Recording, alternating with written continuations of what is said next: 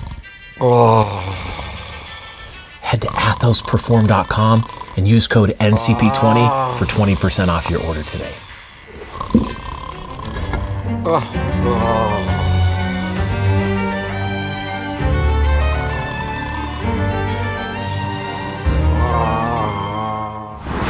Hey everybody, welcome to this episode of Haunted Cosmos. I'm sorry I'm already laughing. Brian was just saying something really funny. No. Me?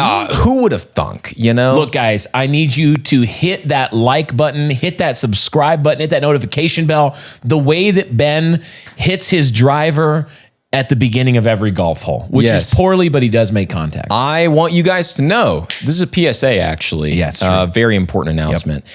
For every person that likes and subscribes to this channel with this episode, Brian's mother will lose a full pound of weight. Yep. That's crazy. That's a promise, though. Yeah. That's a guarantee. Guarantee. You can go to hauntedcosmos.com and see proof. All right? We're doing a live feed of the scale. No, we're not. Welcome to this episode. We're going to be talking about Ouija boards, fortune telling, tarot cards, all of just these demonic practices that occultists are into, telling some stories that show, and I hope that you get this out of this episode, it is not just a waste of time to do these things. It actually does tap in at times to dark powers that will entirely corrupt you and ruin your life. Good morning. I want you to do to the like and subscribe button what you should never do to a Ouija board. I want you to interact with it. I want you to do to the like and subscribe button what ZOZO just did to Darren Evans, which is take full possession of it. Okay. All right? All right. Now. No, it's true. Actually, I have some additional details to add to that Darren About Evans ZOZO? story. Do we need to announce it? Do you have any Here's the thing. Support the show. Do all the stuff. ZOZO. Sign up. You can stream the whole season on demand. So, look, if you like this, what we do here, it can't be done this can't be achieved for free. Okay? It can't be. I mean, I guess it could. It theoretically could. Well, I mean, like Martina McBride would be out of a job. That's true. Do you want to be responsible for Martina McBride being homeless and driven to the spirit boards? So, and Amy Lee would take a hit too. That's true. Evanescence. Okay. All right, with that out of the way. Give us more ZOZO. Don't actually. This is a crazy story. Yeah. Okay? Yeah, don't actually. Don't actually. All right, so first, you remember how it said in the cold open that they found the board around like some jars and papers in the crawl space? Yeah. Okay, so they went back later. Darren, of course, went back later because he was obsessed.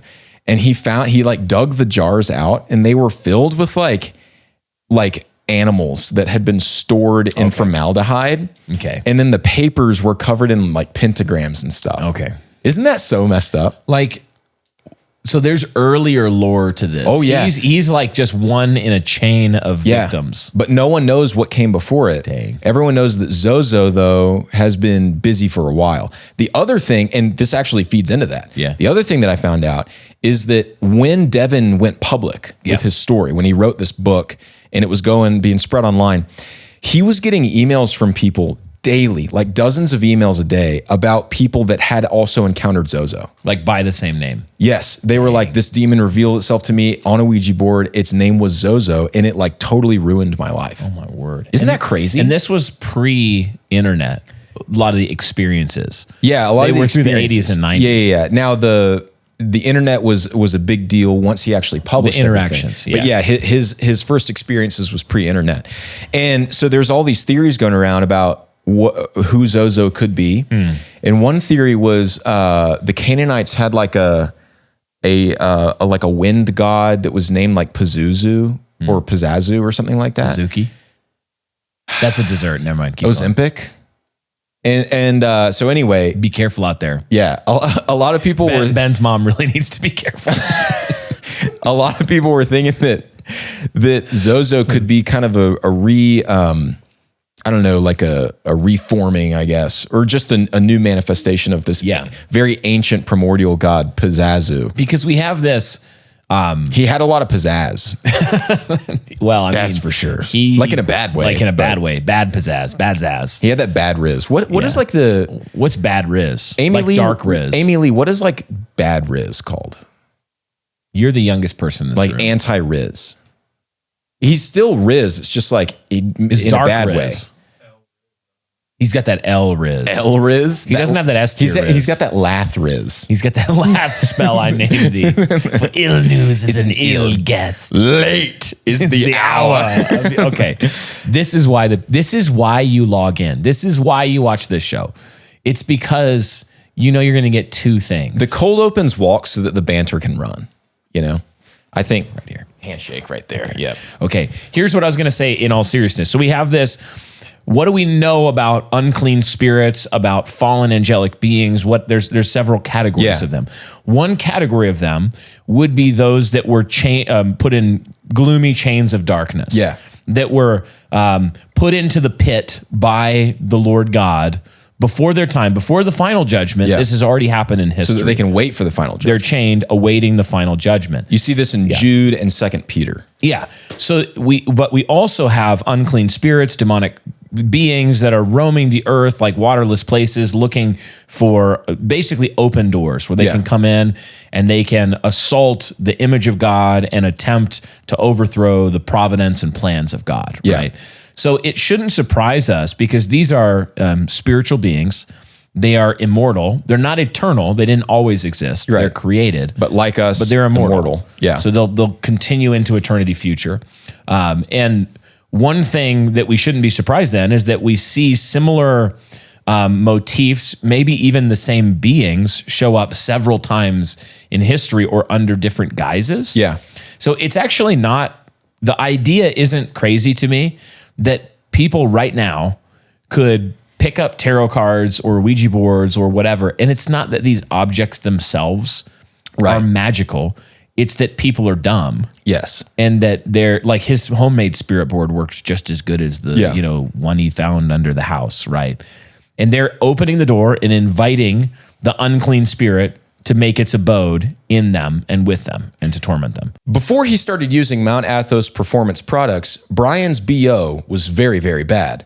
But now, using their all-natural goat products, it's way better. That's why we're able to wear the same clothes for all of these ads for this entire season. You jerk. Wow, Ben. I don't feel insulted because it's just true. Mount Athos Performance, their products are goated.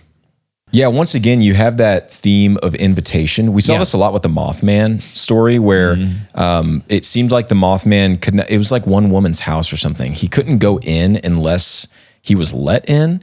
You see that with vampires as well. Vampiricism, black-eyed kids. Yeah. It's all about, please give me permission. Yeah, and so it's not necessarily the medium that like does the work. Like the Ouija board doesn't work like ex opera operato. It's which means by the work working. Yes, by the work working. Like in itself. Or it may be ex machina mechano by the machine machining.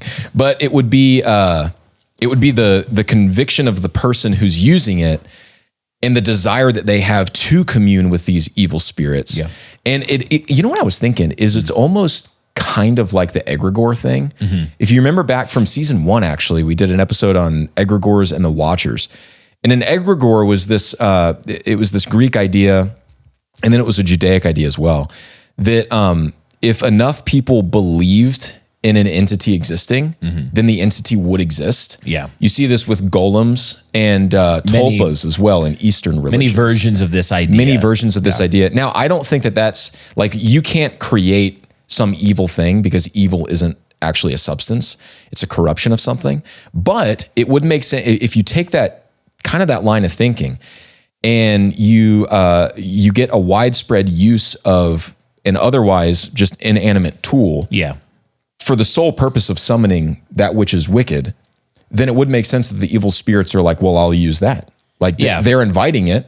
What we're not saying is what the people believe is happening, which is that there are variations, but one of them is often that human psychical power, that humans have this spiritual psychical power that when enough of them get together and agree on something, they can manifest a thing that genuinely didn't exist to now exist. The Highgate Vampire is an example of this. There's lots of these where there's genuinely like no phenomenon. And the Highgate Vampire is a story where there's this haunting of a graveyard, the Highgate Graveyard, I think is what it was called. And that would make sense. Yeah, right. So people then began to believe in it and have all these encounters. And there was this whole backstory about where there was this body that was buried and it was a vampire. And this turns out none of it was true, but people kept having the encounters that seemed plausible. And so the theory was people had manifested this being that didn't exist and now did. And what we're saying is that that's not what's happening. People don't have this power to manifest ex nihilo a spiritual creature that didn't exist, or even to assemble existing spiritual energy into a new being. What we're saying, though, is that demons know we believe that. Yeah. And so when you have a lot of people who are obsessing over something, they will put the face that they believe you want to see onto reality to deceive you. Astonishing Legends talks about this a lot, where they recognize it, which I think is interesting. How there seems to be a level of control over how the spirit is perceived. Right. Like where even you could be in a group of people and you experience a haunting, and people in the same group that were there at the same time see something different. Right. They all experience something, but they experience something different. Now, there's also the category of like mass delusion that does happen. But I don't think that that's the answer every single time, right? I think that there is such a thing to actual dark energy that is deceiving a group of people. There was something else I was going to say too. It was like, so with this ZOZO character, you can start to get into like categories of evil spiritual being. In the New Testament, we see a lot of Christ calling out the unclean spirits. Right. Now, my conviction is that that's the disembodied spirit of the Nephilim, but we don't have to get into that. The reason we don't have to get into that is because it actually could be something else. Paul, writing in the New Testament era, the church has been formed by Christ at the Great Commission. And he is encouraging people in 1 Corinthians 16 to put on the spiritual armor of God. Why? Because we wrestle with powers and principalities. Yeah. Now, powers and principalities is an angelic rank. And so presumably some of those angelic ranks fell. And now Christians are actually doing war with those things by living out the Christian life and partaking of the means of grace. What that means is that even here in this age of the church, though the nations are no longer deceived, and though the strong man, the devil, has been bound by Christ, you still have encounters with dark spirits, and they have to be reckoned with. And so I think that this ZOZO phenomenon is actually, it's very possible that a large portion of the stories that you hear, both from Darren Evans and from others that then followed up after he published his stuff, are totally true. They actually happen. Maybe there's some embellishment. Of course, there's deception going on, but at the root of it, like the seed is actually something that does happen, where this single or multiple spiritual entities are latching on to this ZOZO persona, and they're leading people down a road of destruction. You said something earlier towards the beginning of the show that we say a lot, but it's important to note here that God doesn't forbid these things just because they're nothing. Yeah. He doesn't forbid them just because it really would, even if there was no corresponding dark spiritual power at work, it really would be wrong for a human being to want there to be and to want to commune with them. So even if they didn't exist, it would still be wrong. It would be violation of the first, second commandment, multiple of the 10 commandments we'd be violating by desiring that.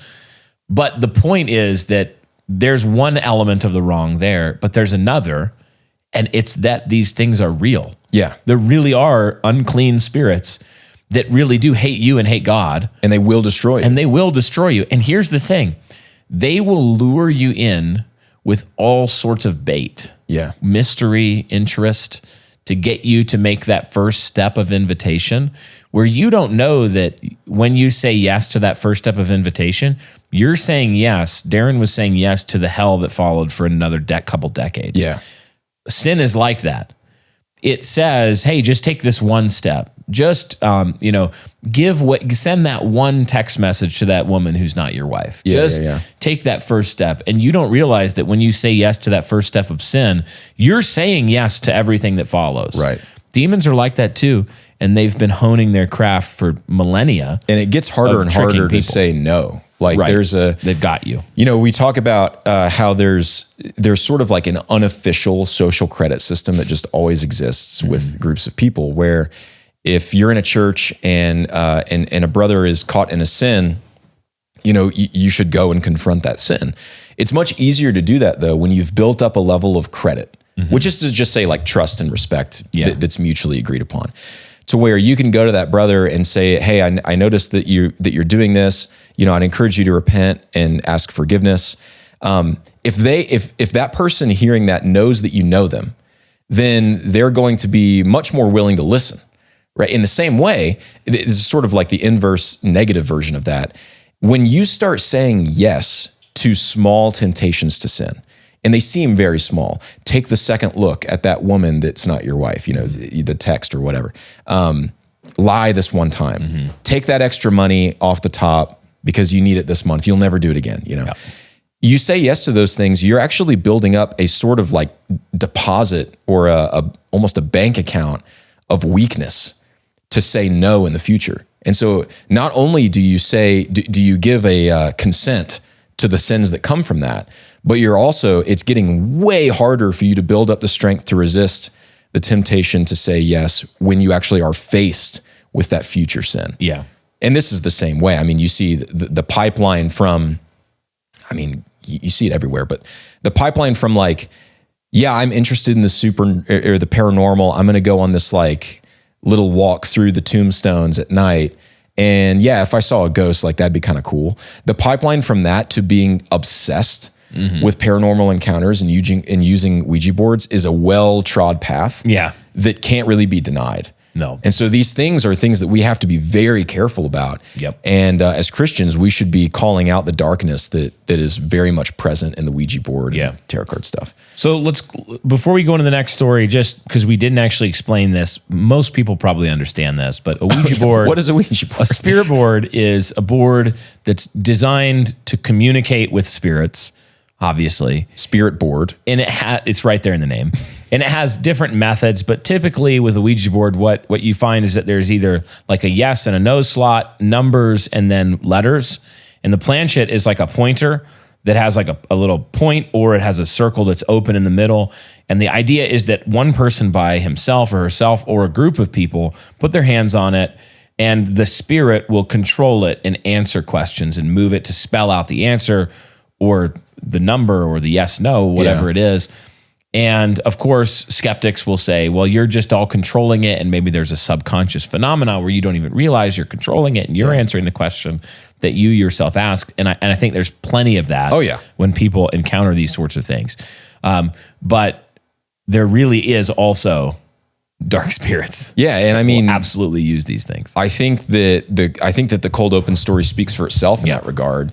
I also think that actually the hot close of this episode is another really good example of like, not all the time is it just people playing this silly little game. Yeah.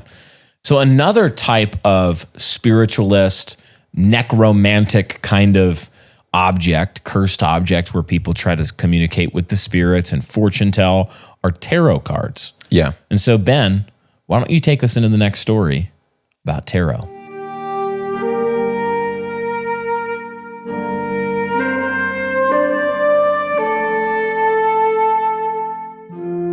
Just before the 14th century, a new way to pass the time began sweeping across Europe. From the northern parts of Italy came a flood of playing cards, court cards and suits, even reproductions of old Egyptian decks, reviving an ancient pastime for a new age. But alongside the spread of playing cards came something else: civil legislation banning their use. Why is this? Why would a government ban something so seemingly innocuous as a convenient game to play with your family after dinner? The first known playing cards in the world came from the mystic dynastic age of ancient China.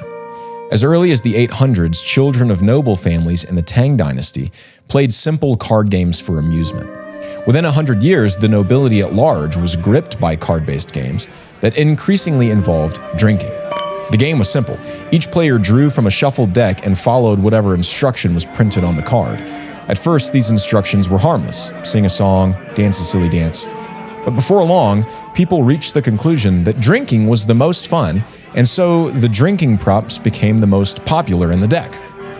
As the cards became associated with absurdity and inebriation, they lost their aristocratic dignity.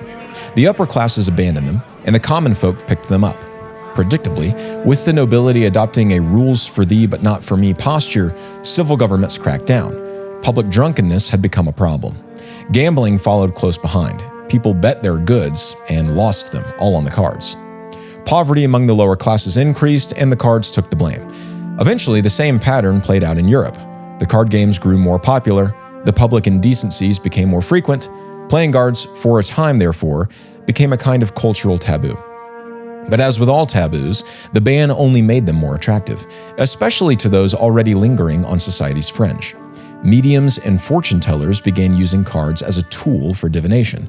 Witches and magicians claimed that the seemingly random order of suits and colors carried messages from the universe, messages meant for the person drawing them. Over time, mystics began designing their own specialized decks.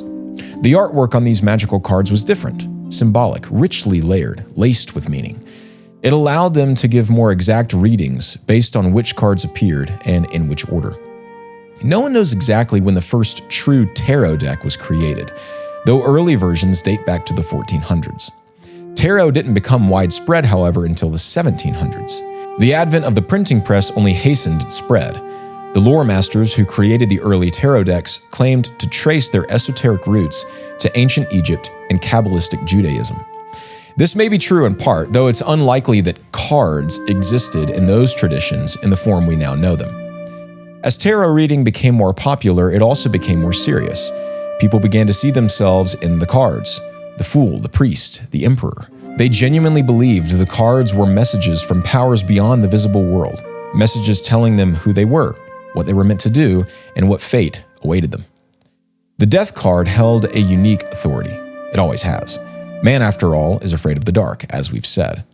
And death is the greatest darkness we know. The death card promised light in that shadow, a glimpse into the beyond. Even when the message brought sorrow, people still wanted to know. They drew and drew until death, or something like it, finally came from the deck. And come it did.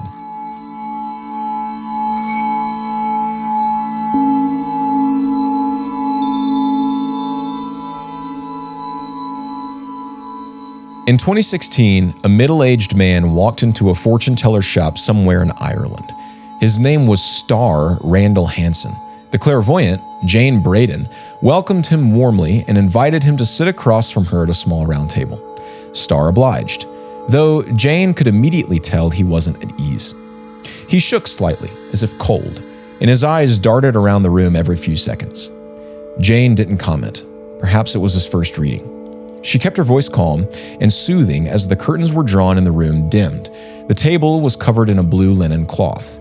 Incense curled into the air from the nearby shelf, and a few candles provided the only light. Jane sat across from Star and softly placed the tarot deck on the table. She said nothing more. Most of her clients preferred that she just get on with it. She drew the first card, the Falling Tower. Jane told Star that he had recently experienced a devastating conflict with someone close to him.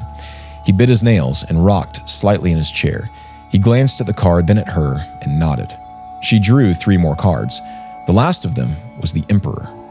"You've played the Emperor recently," she told him, "the Dominator." Again, he nodded quickly.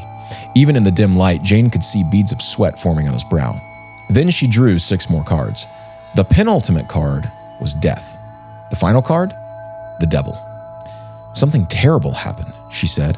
"A downfall, and you caused it." That's when the man broke. He collapsed into sobs, hands cradling his face, his body convulsing with grief. The chair creaked beneath him as he shook. Finally, he looked up, and his voice cracked as he said, "It's terrible. I killed him." The words emptied the room of all tension. Star, now seemingly unburdened, relaxed into his chair. His shaking stopped. His voice steadied. Jane, suddenly alert to just how much larger he was than she, noted that he was also now between her and the door. She fought back a wave of nausea and tried to keep him talking, but also felt the weight of what he had just said. "I have to call the police," she told him quietly. "That's okay," Star said. Jane called and informed the operator of everything she had heard and the strange, surreal setting in which she had heard it. The operator thought it was a hoax. He transferred Jane to the non-emergency line of the police force. For the next hour, Jane sat across from the confessed killer and tried to keep him talking. he told her more and more about the ordeal. His victim's name was Derek, a man he had met at a local spiritualist church. They hit it off quickly, and when Derek mentioned needing a flatmate, Starr jumped at the opportunity. Within a week, he was moved in. For a month, everything was fine. The two didn't see each other much during the day due to their jobs, but their evenings were pleasant enough. They got along well. And then something happened. Something Starr refused to fully explain. He said that one day, while he was in the kitchen, Derek came in through the front door unexpectedly and startled him. Starr's fight-or-flight instincts took over, and in a blur, he claimed, he mistook Derek for an intruder. It was instinctual, he said, an accident. He grabbed a knife and stabbed Derek multiple times. Within seconds, Derek was on the floor, gasping his final breaths. Starr panicked. He hid the body and tried to go on living as if nothing had happened. But of course, he couldn't. He didn't have the stomach for that. When the police finally arrived at Jane's shop, Starr surrendered peacefully. He led them to the flat where Derek's body was hidden. He pled guilty in court and was sentenced to life in prison. And what became of Jane? She says the experience only strengthened her belief in the cards and in the powers that work through her. She even claims that every now and then, Derek's spirit contacts her to thank her for helping him find rest.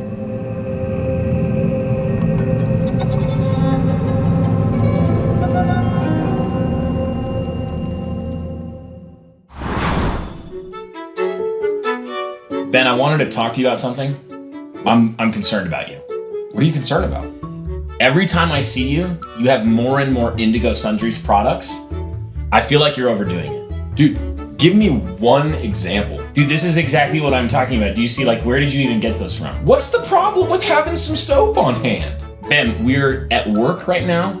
There's What, gonna be, you don't want to smoke it at work? There's gonna be no situation where you need Indigo Sundry soap at work.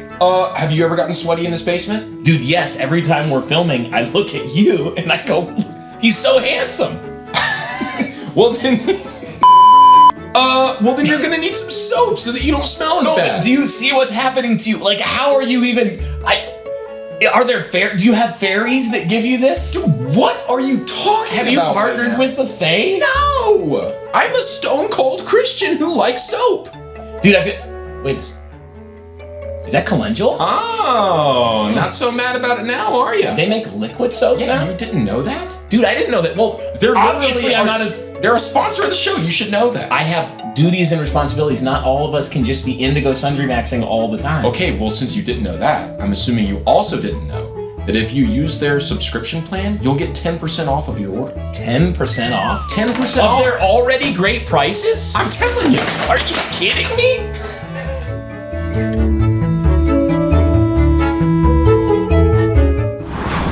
Dude, you ready for this?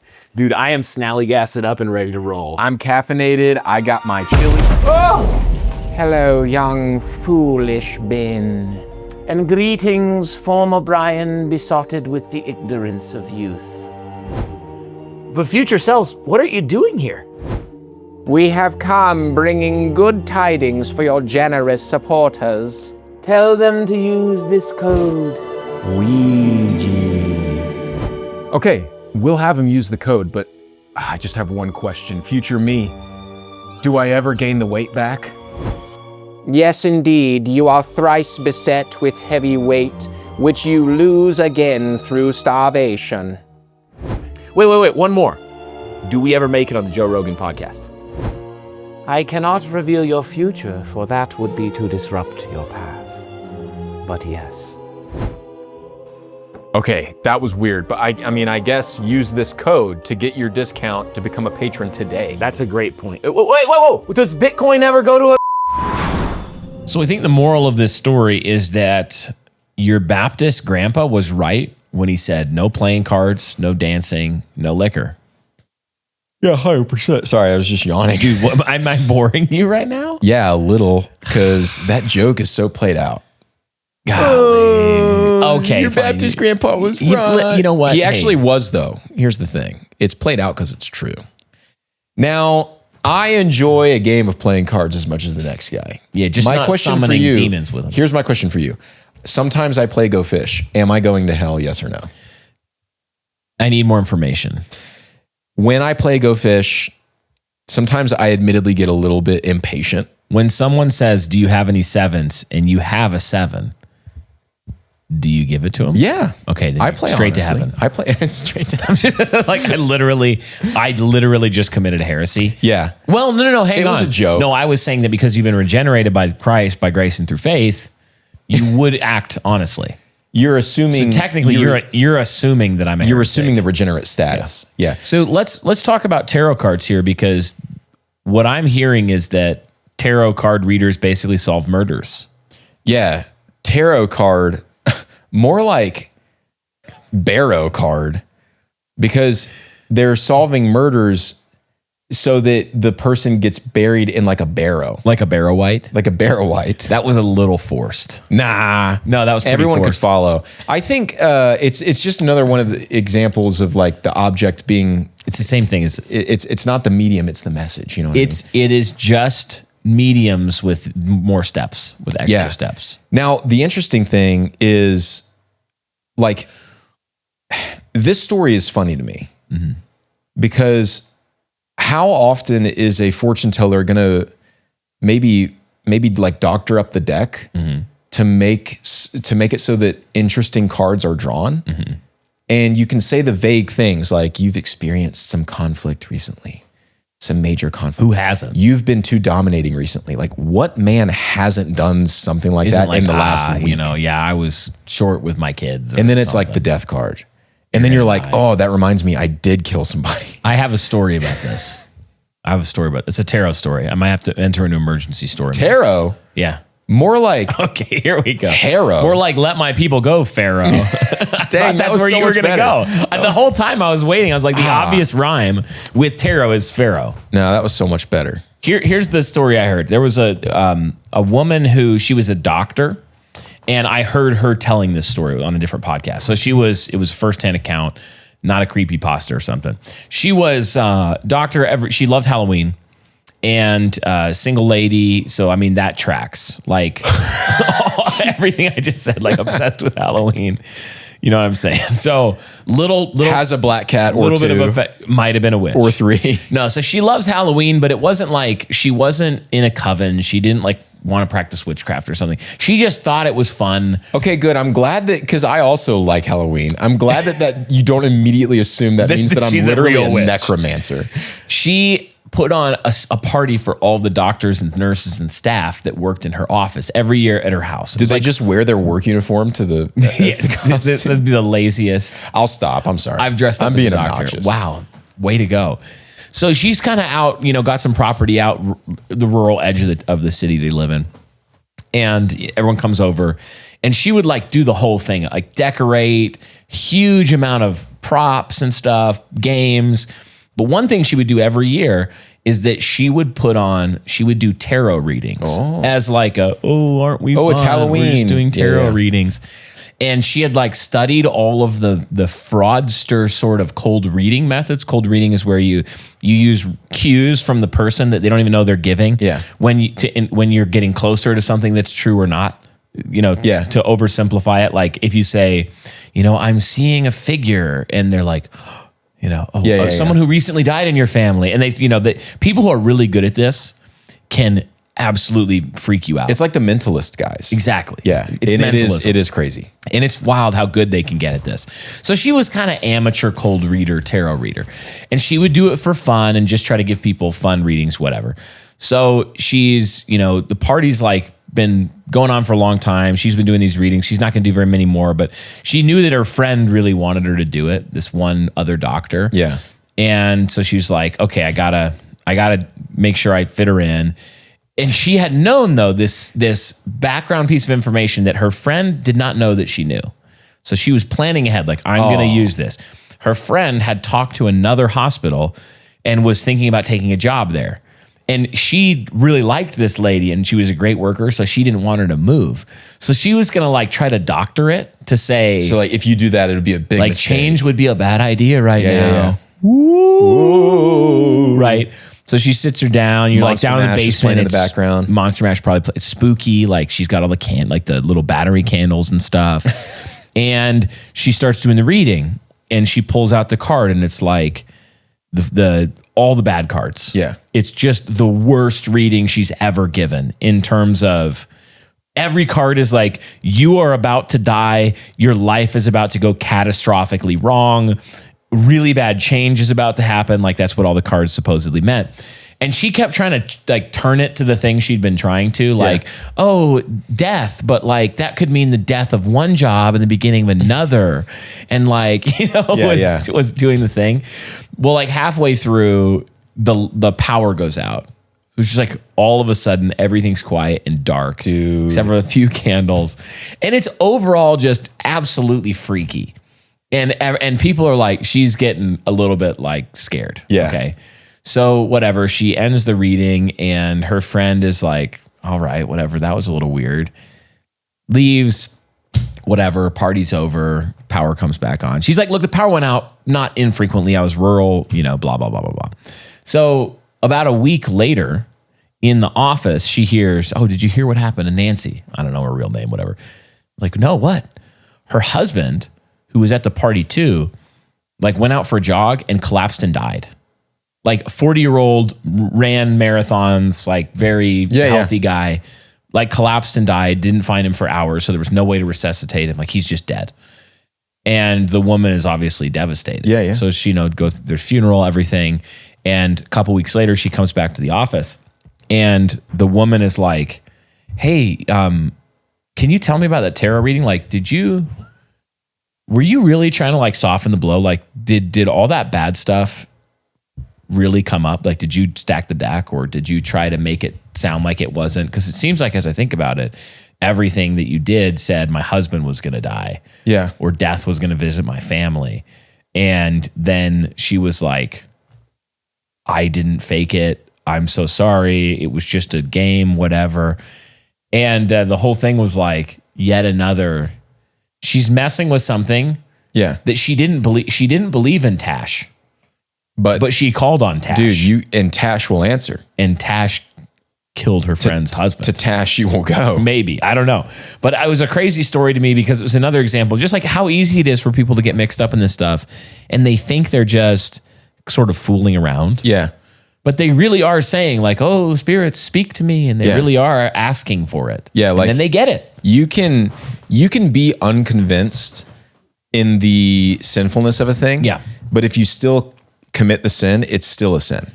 You can't just say like, oops, I was kidding. Oh, I don't think that's a sin. No, it just is. But it actually was. Yeah, yeah, exactly. No, that's so crazy. Don't play around with it is the other thing. Like, don't just think, oh, I'm being funny, I'm playing around with it. Just don't do it. Is it bad that I know that we talk about on the show as a warning, we shouldn't be glorying in the evil.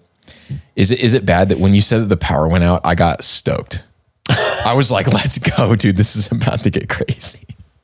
Well, it's the same thing. We say it all the time that like a good story, the bad part of the story is part of what makes it a good story. Yeah. Like God actually told a story like that in his creation.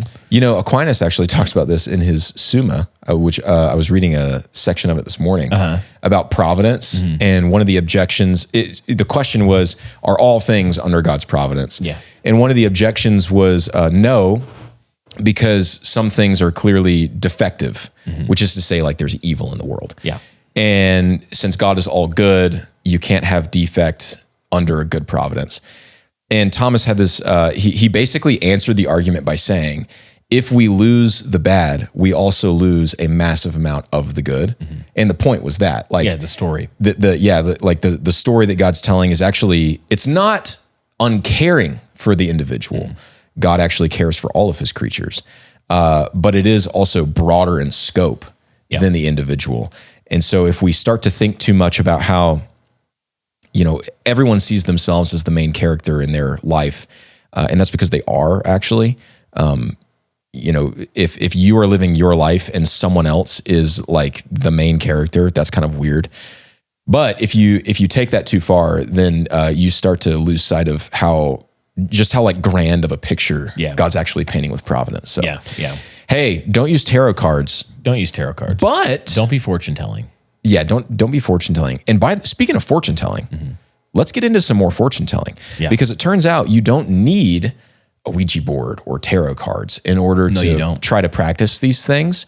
And you can even some people that I think are charlatans or worse than charlatans can come off as very actually like holy and good, and yet be using tools that are forbidden to the saints. Yeah. And so let's talk about one of those stories with Baba Vanga. Baba Yaga. The Baba Yaga. Baba Yaga. John Wick fans know.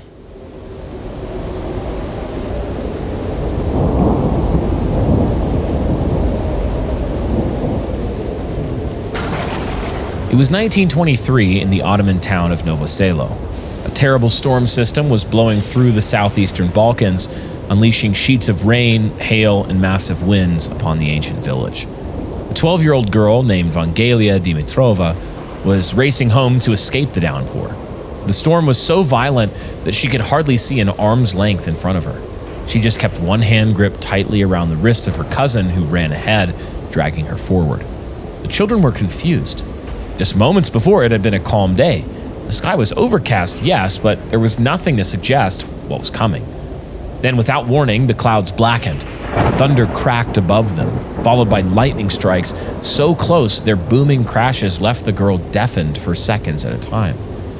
They ran through the twisted, labyrinthine streets of Novo Selo, weaving between stone buildings and muddy alleyways. It was lucky that Vanga's cousin, for that's what they called her, Vanga, knew the way so well. Vanga knew she would be lost if she let go of the hand she could barely see. Rain lashed their faces, and the wind grew strong enough to push them back. Their clothes were soaked through, heavy and clinging to their limbs. And then, just as suddenly as it had begun, the storm seemed to stop. The sky remained dark, but the rain ceased, and the wind died down enough for the girls to catch their breath and hear each other speak. They paused, looked around. Vanga felt a wave of relief wash over her, but it didn't last. A new gust picked up, this time from the opposite direction. It began as a gentle breeze sweeping the muddy streets, but quickly built into a howling force at their backs. The girls staggered, nearly knocked off their feet, and leaned against a stone wall for support. Above them, the sky swirled. The clouds began to circle one another like something alive. And then they saw it. A column of cloud twisted downward from the sky and planted itself in the earth just a few hundred yards ahead. The tornado churned the ground, swallowing dirt, debris, leaves, splinters, stones. The air filled with a screeching wind that sounded like a train's whistle. The cousins screamed for Vanga to hold on to the wooden post beside them. Vanga didn't hear her. Her hand slipped, and then she was airborne. The tornado lifted her and threw her through the air like a rag doll. Dirt and debris smashed against her face. It pelted her eyes until she couldn't see, choked her until her screams turned to gags. She tumbled in the chaos, helpless, blind, and terrified. And then, as fast as it had come, it was gone. The tornado dissipated. The winds slowed. The clouds pulled back and allowed the evening sun even to peek through. Her family searched all night. Finally, in a field 2 miles away, they found Vanga, unconscious, barely recognizable, but still alive. They cleaned her face and carried her home. The next morning, she woke up screaming. She was blind, but that wasn't all. She cried out about visions, terrible visions of death and disaster, of loved ones in peril, of entire cities laid to ruin. She sobbed and screamed until she collapsed back into sleep. The family prayed that she would wake a second time in her right mind. They were not to be so lucky. That storm changed everything for Vanga. Gone was the normal girl who dreamed of a quiet life, a family of her own. What came in the place of her sight was vision of another kind. See, the visions didn't stop. And since her waking world was now darkness, the visions piled on like dreams with no end. But as her homeland fell under the shadow of the Axis powers during World War II, the madness began to sharpen into something focused, something powerful, clairvoyance. And some said much more than that. As the war raged on and the wounded filled the hospitals, Vanga became a fixture among them. She made regular visits to the dying, laying hands on their foreheads and whispering incantations under her breath. Within minutes, some of them began to breathe easier. Many even, recovered. She became something like a goddess to the people. They asked her how she did it. Her answer? Shadowy creatures, unseen entities came to her. They told her what would happen. They taught her the language of healing, the mysteries of time, the way through suffering. By the end of the war, Vanga was a national hero, a mystic whose name was spread far beyond Novo Selo. In the years that followed, Vanga devoted herself to fortune-telling and prophecy. Suppliants came from all over, desperate to know what lay ahead on their path. Her power, they claimed, was so pure that she didn't even need to speak. She would simply take their hand and then know who they were, what they feared, what future awaited them. She never softened the truth. She told them exactly what she saw, whether it was comforting or a warning. Sometimes her prophecies went beyond the individual. She made claims about the fate of the whole world. Her followers believed that she predicted the fall of the Soviet Union, the Chernobyl disaster, the exact date of Stalin's death, and her own. They say that she foretold the death of Princess Diana, the Kursk submarine disaster. During one seance, Vanga reportedly declared, quote, "The American brethren will fall after being attacked by the steel birds. The wolves will be howling in a bush, and innocent blood will be gushing," end quote. After 9/11, this prophecy gained new attention. The steel birds were seen as the planes. The bush was a reference to President George W. Bush. The wolves, perhaps the confusion and chaos that followed. In another trance, she said, quote, "Kursk will be covered with water and the whole world will weep over it," end quote. Some years later, the Russian submarine Kursk sank in the Barents Sea. All 118 crewmen were killed. Others claim that she predicted the 44th president of the United States would be black. In 2008, Barack Obama became the 44th president. Believers say Vanga's predictions had an 85% accuracy rate. She said the knowledge came from invisible beings, familiars of a sort, that whispered to her in the dark. Now, throughout her life, Vanga remained publicly committed to the Orthodox Christian faith. In 1990, she declared Saint Petka, an ascetic woman saint of the Balkans, as her personal patron. Not long after, Vanga prophesied that a church must be built in Saint Petka's honor. And it was. Funded through Vanga's fortune-telling earnings, the church was completed in October of 1994. But controversy came quickly. While the church bore Saint Petka's name, the most prominent icons inside did not depict the saint. They depicted Vanga herself. She died on August 11th, 1996, having succumbed to breast cancer. She was buried in the cemetery of the very church which she not only built, but which bore her likeness.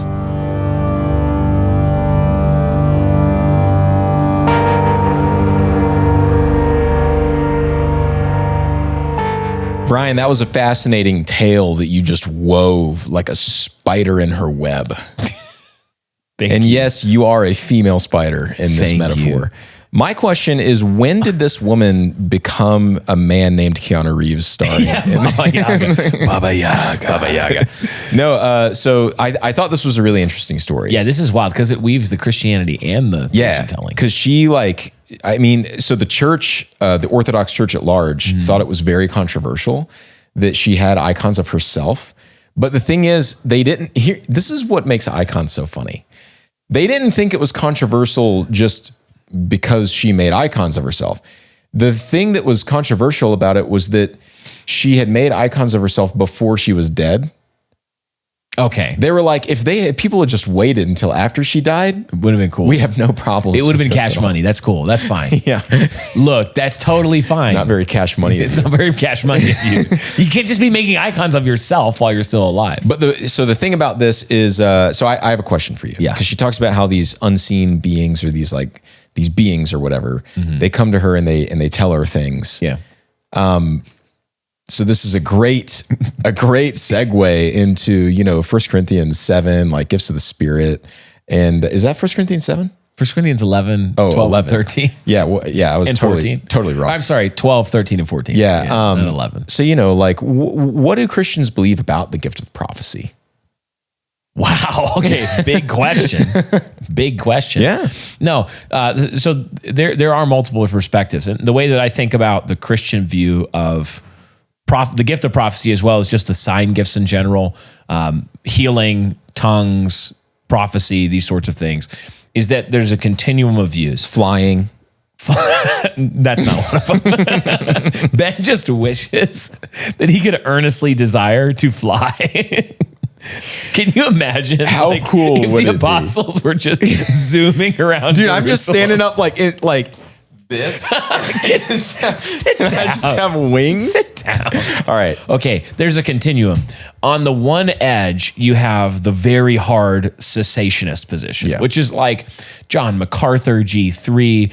These are folks who would say anybody who talks about prophesying or tongues or anything like that today is absolutely wrong. Or even like those ceased. It's with kind of the like apostles. hyper-cessationism. They would even say like if you have like a vision or a dream, Right. and it tells you something, it is never ever from God. In the God speaks to us in the scriptures. He doesn't speak to us through these subjective means like that. Yeah. So then on the way other end, you have, and I'm going to say within, because there's unorthodox, Yeah. like the Montanists were an early church group that were heretics and they had other problems like asceticism and forbidding marriage and things like that. But they practiced the sign gifts in a way that was uncommon in the day, like tongues and et cetera. So within the realm of orthodoxy, you have more of the charismatic movement today, the modern charismatic movement that would include groups that even see things like speaking in tongues as a sign of regeneration. A necessary A sign. necessary sign. Some of them, So yeah. you're actually not likely to be regenerate unless, hey, you've spoken in tongues, which is problematic. Oh, look at me. I am regenerate. It's not just speaking in a bad Indian accent. So that would count. Believe it or not, that wouldn't count. Okay. Now, thank you because we actually hadn't fulfilled our quota for of offending ethnic people who are accents. for some reason offended by the mildest good. First of all, if some Indian guy does this like a Southern California or like an American accent, I'm flattered. Yeah. If I'm a Texan and some guy in India is like, oh, let me do your accent. All He's right, like, all hey, right, Bubba, all right. you're going to go ahead and go, all right. I'm like, dude, you did it. I'll take you out to the AIR stream. I'll make you some margaritas that'll blow your horns off. See what I'm saying? Like, that pleases me. People in the comments that are mad at us doing, first of all, spot on Japanese accents constantly, touch Peb. So Touch cessationism. Cessationism on the one hand, charismatic movement on the other. I'm not on either one of those edges.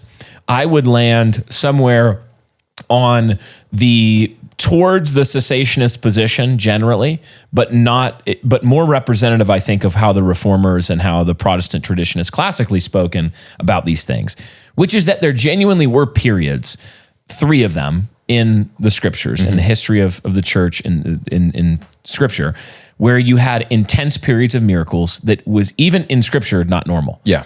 Moses, Yeah. Elijah, Elisha, and then the apostles, Christ and the apostles.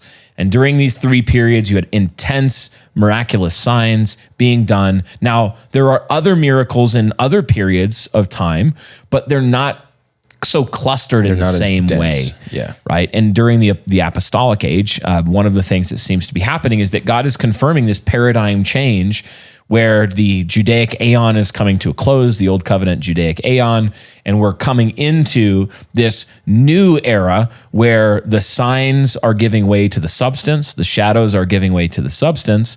With the arrival of Christ, the prophetic is being fulfilled in Christ.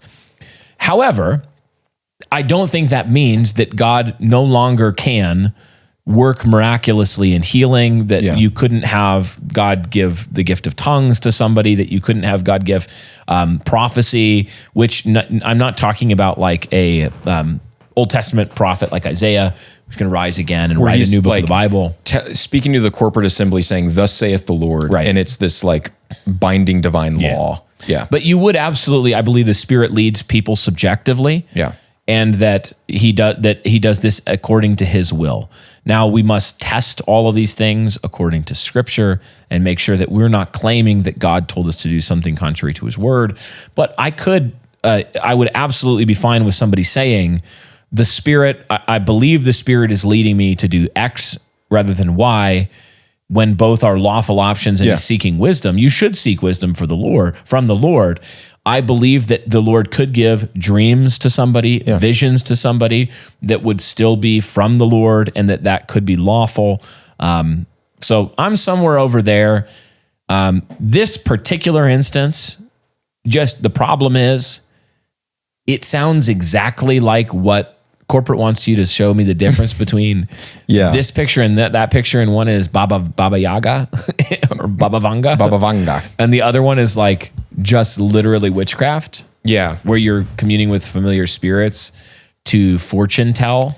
Because that's the thing. It's vague fortune telling. It's also a commercial endeavor. Right. Like this is where it starts to get bad, is the way that they built that church was based on the profits of people giving her offerings for the fortune telling. I see.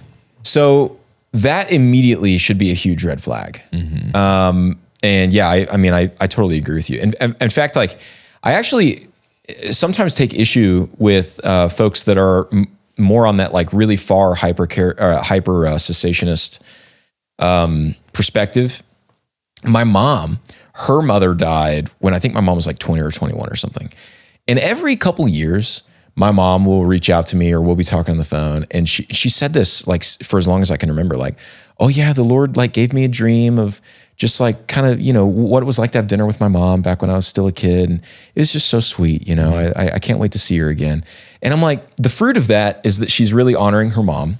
She's remembering her mom. And my mom is also one of the most like faithful, like just a bulwark of faith that she's been in my life. And so I'm like, I just don't see that and see, wow, that is the fruits of Satan's works. Yeah. And you know, even like when you think about the activity of somebody who is operating within the Spirit's calling and gifting, like a pastor preaching, there is genuinely a problem in a lot of the Reformed tradition or camp where we can mistake mere exegesis for preaching. Yeah. And preaching requires the unction of the Holy Spirit. Yeah. Where God is empowering the preaching supernaturally. It's not just conveying information. The Puritans oftentimes spoke of the sermon as a form of prophecy. The art of prophesying. Where they were saying that like a form of prophecy is a normative thing for clergy because the pastor is doing it every week. When he preaches a sermon, he's actually prophesying. And so that's how you get like the Reformed position for the Orthodox, the Reformed Orthodox at least, is that when you're listening to the sermon, you are hearing the word of God. Not only when he is reading the passage, but in a sense, even when he's expositing the passage for the people, you're like, you are hearing the word of God. He's an angel, a messenger. Yeah. He walks amongst, he's in the lampstand of the church. Like he's delivering the word of God as he's a minister held of the by Lord. Christ as the messenger, his direct messenger to the people there at that local church. Anyway, fascinating stuff. Baba Vanga, Baba Yaga, John Wick, Keanu Reeves. I'm going to say the 9/11 prophecy is a little sus. Dude, I will say though. The steel birds. Why would she be talking about Ina steel? Bush. Yeah, people are like, but I heard it and I was like, nah, that's creepy. The Kursk one is creepy. It's creepy. Where she was like, water will cover the Kursk. Yeah. And I don't even think she knew that like a submarine existed. I don't know. It seems like North Macedonia is like a third world Here's my country. question. Because if it's genuinely demonic, how do the demons, I know they fortune tell in Acts 16. They do that kind of thing. Yeah. The girl that makes a profit by fortune telling has an unclean spirit. Excuse me. Well said. Thank you so much. Wow. But could they, how would they know that 9/11 was going to happen in the 90s unless the demons were orchestrating George W. Bush's and all of the different... Wow, I just made it sound like I said George W. Bush did 9/11. Which I do believe. And I'm not necessarily... I'm not prepared in this episode of Haunted Cosmos to speak about that. So let me just back up and say it was vague. Yeah. And the thing about vague prophecies like Nostradamus is that they're always like I could right now look in the camera and say, 2 vines will grow in the east, the younger will strangle the older, and a dry wind will blow in from the west, bringing devastation with the harvest. And someone could be like, given an open-ended amount of time, from 5 minutes from now to 1,000 years from now, people are going to be like, dang, he was predicting the Sundin dynasty sweeping down upon the Saudis. Yeah. Be like, yeah, here's the thing.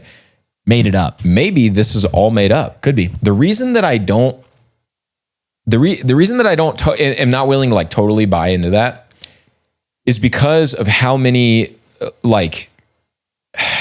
a otherwise very just ordinary Eastern Orthodox Christians were like, oh no, she's our gal, you know?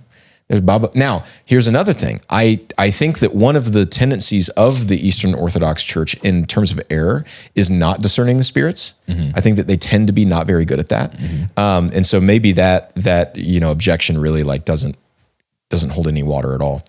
I don't know. But it made me listeners, please leave us a comment about how you feel about us. About me saying at this that. point. Yes, because I'm sure that you have feelings. And listen, I get it. All right? Protestantism has a lot of problems too. I only mentioned we've got Joel one. We've got Joel Osteen. You've got Baba Yaga. Okay? Fair. And in the same vein, but on the other side of the coin, y'all have Seraphim Rose and we have John Calvin. Cool. Pretty cool. Cool. All right. Should we close out? I think it's time for us to close out. Let's leave you before we end in this hot close and just say, look, guys, you need to discern the spirits. Don't go getting involved with tarot cards, with fortune telling, with magic, the gathering. Don't get involved with that kind of stuff. Well, I actually don't know about Magic the Gathering, but put the Ouija board down. I think Magic the Gathering is cool. I actually know nothing about it. Well, not cool. I would never do it because I'm not a nerd like that. But I do have friends that play it, and I think it's above board. Okay, it's like Pokemons. Yeah, it's like Pokemons. It's like Yu-Gi-Oh! What do you call it? Just Pokemon singular. And that's a plural, like you can say Pokemon covers all the Pokemons? Well, yeah, because it's like Pokemon cards. It's like sheep. Or deer. Sheep. Yep. Okay. You're welcome. Enjoy this closing story, which is about a woman in the country of Spain who plays with a Ouija board and regrets it.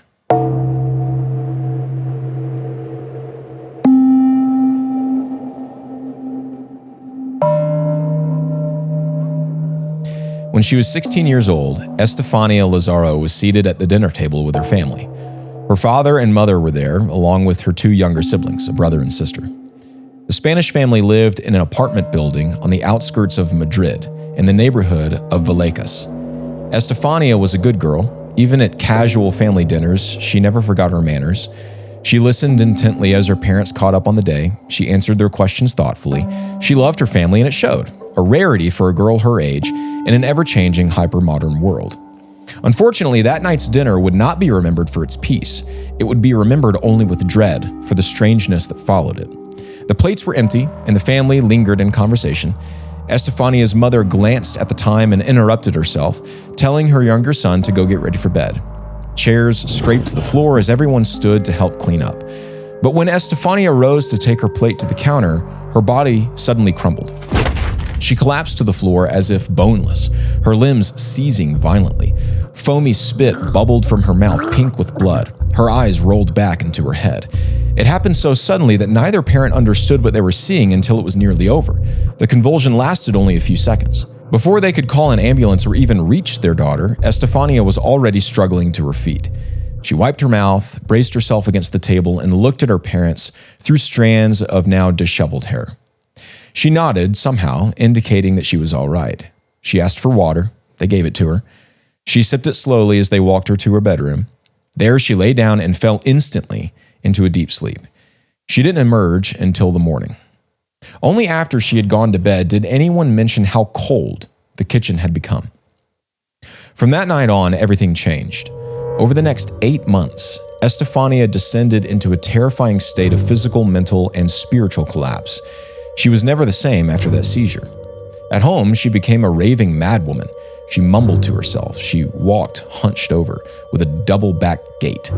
She fainted and fell into seizures at random times, only now she would scream frantically while convulsing. She began attacking her siblings. One moment, the family would be sitting quietly on the couch.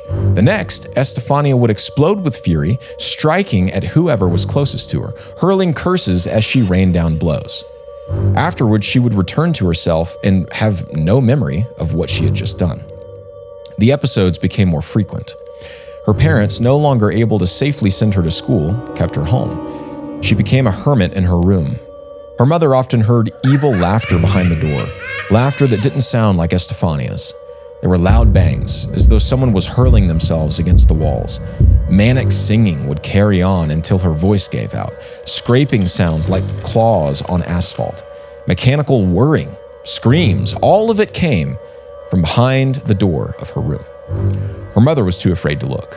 She only opened the door after the noises stopped, and each time she found her daughter sitting cross-legged in the center of the room, blank-eyed and muttering in voices she didn't recognize.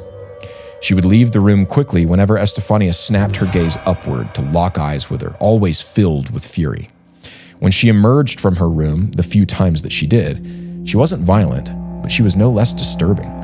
She shuffled half upright down the hallway toward the kitchen or bathroom. She oftentimes collapsed to the floor and would just crawl the rest of the way on all fours. Sometimes she never made it back to her room at all. On several occasions, her mother found her squatting like an emaciated prisoner, just facing the hallway wall, scratching strange symbols into the plaster. They were esoteric, threatening, and utterly unfamiliar. If a wall marking could be evil, then these certainly were. She mumbled always, she shook, she would sweat through all of her clothes. One day, while Estefania scratched more symbols onto the wall, with just her nails, by the way, her mother stepped carefully past her and into the bedroom. The room was freezing cold. A sharp wind blew into her face, tossing her hair around, but the window was shut. She couldn't locate any source for this violent draft.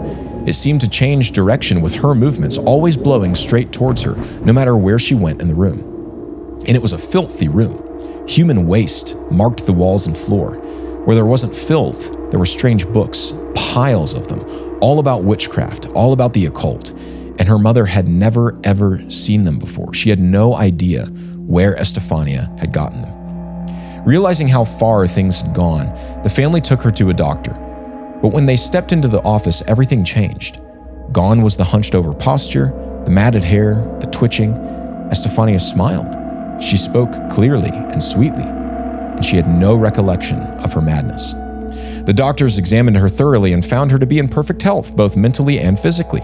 They saw nothing wrong. When the family returned home, however, the darkness returned. Within minutes, Estefania was back in her fugue state, back in her torment, her possession. Life continued like this until her parents insisted on a longer hospital stay. The doctors agreed to keep her under observation for a full week, but midway through that week, Estefania died in the night of sudden cardiac arrest. Thus ended the life of Estefania Lazaro. After the funeral, her mother returned home and began the painful task of cleaning her daughter's bedroom. She scrubbed the carpet, hung up Estefania's girlless pictures, put the crucifix back above the mirror — it was a Catholic family — and threw away every single one of the occult books. The room was restored. But whatever had taken Estefania didn't appreciate this. The mother awoke morning after morning to find the room ransacked again. Furniture overturned, objects flung across the room, drawers pulled open. The family, now deeply shaken, began to wonder just what it was that had grabbed hold of their daughter. They contacted Estefania's old Catholic girls' school. They asked the sisters there if anyone had noticed anything strange in the months before her illness. One of the nuns asked to visit the family in person. What she told them would change everything. 8 months before the girl's death, the nun had gone down into the chapel basement after hours to retrieve something. Halfway down the creaking stairs, she heard voices, children's voices, girls' voices. She wasn't afraid, but she wanted to catch them in their mischief, so she didn't turn on the light, and she moved as quietly as she could. Through the narrow corridor, she saw 4 girls illuminated by candlelight, sitting in a circle around a Ouija board. They had cleared space on the floor. Pentagrams, she would later discover, had been drawn in chalk around the board. The nun just listened. One of the girls, not Estefania, was holding the planchette and calling out to her recently deceased boyfriend. The nun remembered that he had died in a motorcycle crash not long before. She was struck by how grief tempts people towards folly. Still, nothing happened. The girl pleaded, the board stayed silent. Then, Estefania reached forward. She put her fingers on the planchette and closed her eyes. She pleaded with all sincerity for the spirits to speak. She asked them to reveal themselves, and suddenly, the planchette jolted and darted around the board. The girls screamed. It was burning their fingers, but they couldn't let go. The nun rushed into the room. She grabbed the board. It was far heavier than she expected, and she slammed it back onto the floor, trying to break it. Break it she did. The girls dropped the planchette instantly, but from the sundered board, a thick white smoke rose up. It moved strangely, intentionally, as if the smoke was sentient, and it drifted straight towards Estefania, who inhaled sharply in fear. The smoke disappeared into her nose and mouth. At the time, the nun was rattled, but believed the danger had passed. She hadn't told the school or the parents. The girls had only been trying to comfort a grieving friend. It was foolish and misdirected, but the nun thought harmless. She never thought about it again. That is, not until after Estefania's death. The family now believed they knew the truth. Their daughter had been possessed by something attached to the board, and that possession had killed her. The mother, determined to be rid of it, entered the bedroom one last time. The whispers returned, so did the freezing wind. She stepped to the center of the room and closed her eyes to pray. A sound interrupted her, a soft thud on the floor. She opened her eyes and saw a photo frame lying face down. She bent down to pick it up. It was a picture of Estefania. The mother smiled at the memory, but in an instant, the photo burst into flames.